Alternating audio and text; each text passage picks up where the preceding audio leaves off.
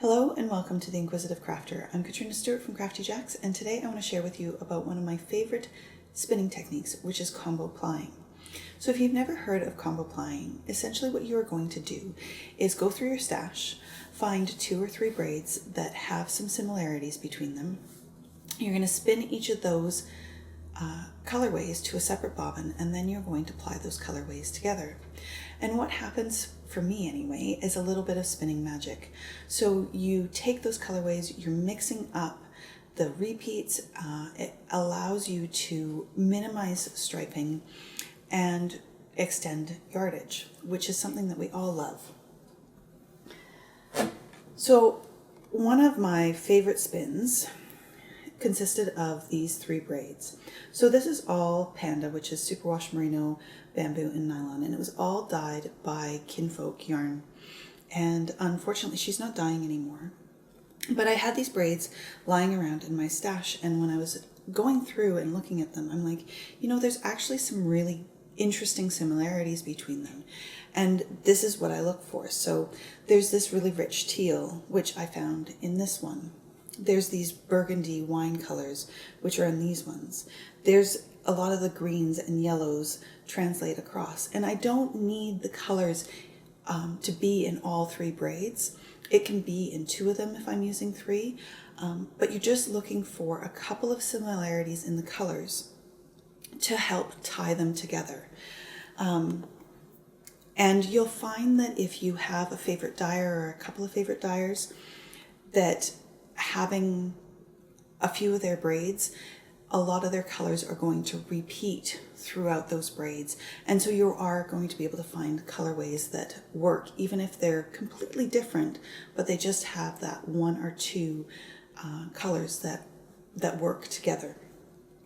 So these 3 braids, I knew I was going to spin for socks, and so I knew I didn't need all 3 braids spun in their entirety. And so I took 1.5 ounces of each of them, spun each of them exactly the same way, and then plied them together. And the resulting yarn made these socks. And so when you look at the fabric of these socks, you can see that there is still some really gentle striping between them, but there's a lot of heathering in this yarn. So when you look at it really closely, you can see that there's all of that color mixing together because none of the plies had the colors lining up together at any one time. And so you get a really soft, interesting fabric that makes for some really fun socks. The very first time that I did this, I split the fiber a little bit more, and it created a little bit more striping in it. And when you look really closely, you can see that there's still a lot of that color mixing and heathering, but overall, when you're looking at it from a distance, you can still see that there's a fair amount of gentle striping in it. And part of that is the strength of the color, and part of that is just the way that the colors lined up when I was spinning them. So this is another sample that I did a few years ago, and one of the braids had lots of gray and green and blue and a little bit of pink in it, and the other braid was mainly pinks and oranges and really quite strong colors that for me personally are not my favorite.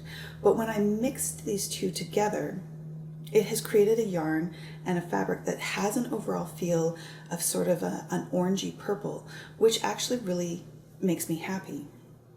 And it has also created about 1,200 yarns of a 2-ply lace weight yarn. And so that's what I'm talking about in terms of extending your yardage and creating something that is quite unique and different.